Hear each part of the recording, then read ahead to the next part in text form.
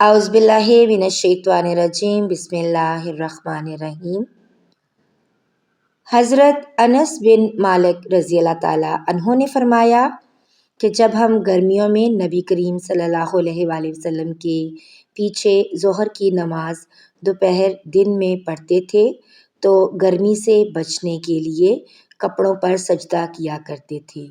صحیح بخاری حدیث نمبر 542۔ حضرت جابر بن زید رضی اللہ تعالیٰ عنہ نے حضرت عباس رضی اللہ تعالیٰ عنہ سے روایت کیا ہے کہ نبی صلی اللہ علیہ وآلہ وسلم نے مدینہ میں رہ کر 7 رکعت ایک ساتھ اور 8 رکعت ایک ساتھ پڑھی۔ ظہر اور عصر کی 8 رکعت اور مغرب اور عشاء کی 7 رکعت۔ ایوب سختیانی نے جابر بن زید سے پوچھا شاید برسات کا موسم رہا ہو۔ جابر بن زید نے جواب دیا کہ غالباً ایسا ہی ہوگا۔ صحیح بخاری حدیث نمبر 543۔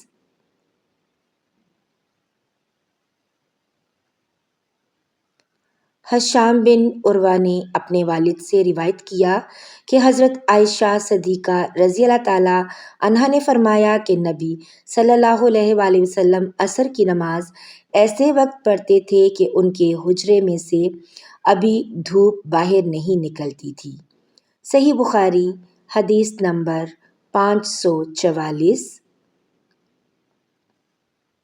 حضرت عروہ بن زبیر رضی اللہ تعالیٰ عنہ نے حضرت عائشہ صدیقہ رضی اللہ تعالیٰ عنہ سے روایت کیا ہے کہ رسول اللہ صلی اللہ علیہ وآلہ وسلم نے عصر کی نماز پڑھی تو دھوپ ان کے حجرے ہی میں تھی، سایہ وہاں نہیں پھیلا تھا۔ صحیح بخاری حدیث نمبر 545۔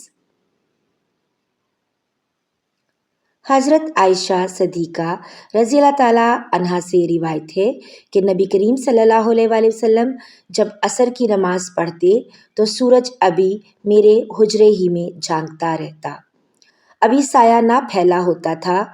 ابو عبداللہ امام بخاری رحمۃ اللہ علیہ کہتے ہیں کہ امام مالک اور یحییٰ بن سعید شعیب رحم اللہ اور ابن ابی حفصہ کی روایتوں میں زہرہ سے والشمس قبل ان تظہر کے الفاظ ہیں، جن کا مطلب یہ ہے کہ دھوپ ابھی اوپر نہ چڑھی ہوتی۔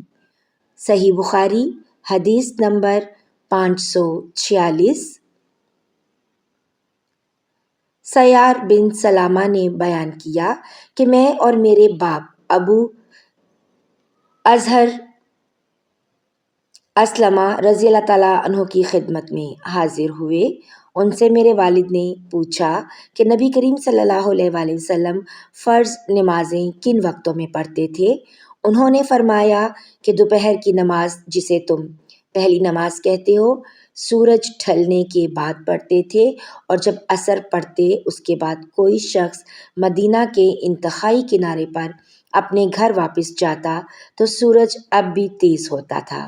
سیار نے کہا کہ مغرب کے وقت کے متعلق آپ نے جو کچھ کہا تھا وہ مجھے یاد نہیں رہا، اور عشاء کی نماز جسے تم اتمہ کہتے ہو اس میں دیر کو پسند فرماتے تھے، اور اس سے پہلے سونے کو اور اس کے بعد بات چیت کرنے کو ناپسند فرماتے تھے، اور صبح کی نماز سے اس وقت فارغ ہو جاتے جب آدمی اپنے قریب بیٹھے ہوئے دوسرے شخص کو پہچان سکتا، اور صبح کی نماز میں آپ صلی اللہ علیہ وآلہ وسلم 60 سے 100 تک آیتیں پڑھا کرتے تھے۔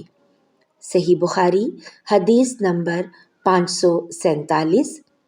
اللہ تعالیٰ میرے اور آپ کے مرحومین کی بلا حساب مغفرت فرمائے اور انہیں جنت الفردوس میں اعلیٰ مقام عطا فرمائے، آمین یا رب العالمین۔ ملتے ہیں ایک نئی ویڈیو میں، تب تک کے لیے اجازت دیجیے، اللہ حافظ۔